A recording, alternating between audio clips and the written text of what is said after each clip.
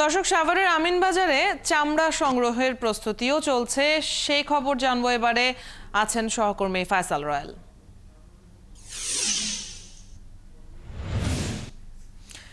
Royal, Eid মোবারক। চামড়া সংগ্রহের প্রস্তুতি কেমন দেখছেন? চামড়া আসা শুরু হয়েছে কিনা জানাবেন।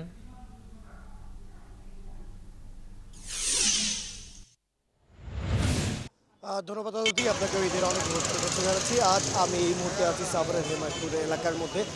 আমিন বাজার থেকে কিছুক্ষণ আগে আমরা এগিয়ে এসেছি এবং আমরা এখানকার যে প্রস্তুতি দেখছি, আসলে সকাল থেকেই কোরবানির যে কার্যক্রম তো ইতিমধ্যে শুরু হয়েই গেছে। নানা এলাকায় এখানকার আশেপাশে এলাকাগুলোতে কোরবানি হয়ে গিয়েছে এবং যেখানে অনেক জায়গায় এখনও হচ্ছে এবং সেখানকার চামড়াগুলো এই পর্যন্ত এখানে এসে আসলে পৌঁছানো শুরু করেছে ধীরে ধীরে। আসলে বেলা বাড়ার সাথে সাথে আমরা দেখতে পাচ্ছি যে এই চামড়ার যে সংগ্রহ বা চামড়ার যে আসা শুরু হচ্ছে। কিছুক্ষণ আগে বৃষ্টি ছিল, যে কারণে আমরা অনেকটাই অংশটা ফাঁকা দেখছিলাম, কিন্তু বৃষ্টি থামার সাথে সাথে নানা এলাকা এবং আশেপাশের এলাকা থেকে কিন্তু আমরা প্রচুর পরিমাণে চামড়া এখানে আসতে শুরু করছি। যেহেতু আসলে বড় আকারের বা বড় পরিসরের এখনও চামড়া আসা শুরু করে, এখানে মূলত এখন যে চামড়াগুলো আসা শুরু করছে সেটি হচ্ছে আশেপাশে এলাকার একটা দুটো বা 5টা 10টা করে আমরা চামড়া আসতে দেখেছি। মূলত গরুর চামড়া এখানে আমরা বেশি দেখতে পাচ্ছি, খাসির চামড়া একদম কম পরিমাণে এখনও দেখা যাচ্ছে। অনেক জায়গায় একটা এসে পৌঁছায়ও এখানে বিক্রেতা যারা চামড়া নিয়ে আসছেন তাদের কাছে জানতে চেয়েছিলাম যে আসলে কোন দামে বা কী পরিস্থিতি বা কী অবস্থার মধ্যে তারা বিক্রি করতে পারছেন। তো প্রথমত বলে রাখি যে চামড়ার দামটা নির্ধারণ করা হয়েছে সেটা মূলত হচ্ছে লবণযুক্ত চামড়ার দাম। কিন্তু এলাকায় গতভাবে যখন এই চামড়াগুলো আসে তখন তার বেশিরভাগ অংশের মধ্যে আমরা দেখতে পারি আসলে লবণ আসলে দেওয়া থাকে না। যে কারণে লবণবিহীন চামড়ার দাম নির্ধারণ করে না দেওয়ার কারণে আমরা যদি সেটা নিয়ে দেখতে পাচ্ছি অনেক দামাদামি চলছে।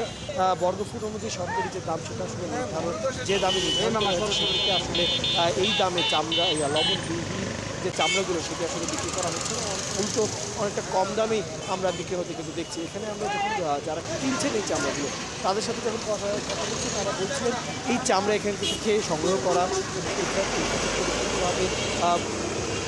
ঠিকঠাক করে নেওয়ার ব্যাপারে, অর্থাৎ এই চামড়ার সাথে কিছু মাংস আটকে থাকে বা অন্যান্য অনেকগুলো কাজকে সেগুলো করার পর লবণ দেয় এবং এই ধরনের নানা কার্যক্রমের ফলে কিন্তু দেখা যায় যে এই যে চামড়ার যে খরচটা চামড়া কেনার পর যে পরবর্তী খরচ সেটা আসলে বেড়ে যায় এবং সেই কারণে কিন্তু চামড়া যে দামে তারা কিনছে সেটা কিন্তু সরকার নির্ধারিত যে দাম তার চেয়ে অনেক কম।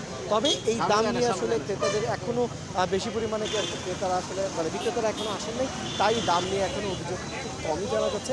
আমরা পরবর্তী সময় আবার জানাবো কী অবস্থা দেখা যাচ্ছে। তবে এখন পর্যন্ত আমরা যতটুকু দেখেছি চামড়ার যে পরিমাণ আসছে এবং যে পরিমাণ চামড়া এখন আমরা দেখতে পাচ্ছি, বলা যাচ্ছে যে আশেপাশে এলাকায় যে পরিমাণ এখনও চামড়া দেখা যাচ্ছিল সবই চামড়া এখানে চলে আসবে। এবং আপনাকে আরও বলে রাখি যে আমরা পোস্তা বা সায়েন্স ল্যাবের এখানে যে চামড়া দিয়ে থাকি সেটি কিন্তু আজ রাত বা কাল সকালের মধ্যে কিন্তু আমরা এখানে অথবা সাভারের ট্যানারির মধ্যে আসতে শুরু হবে। এখন আমরা অন্যান্য চামড়া সংগ্রহের অন্যান্য খবরগুলো নিশ্চয়ই আমরা আপনার মাধ্যমে পরবর্তীতে জানবো। দর্শক।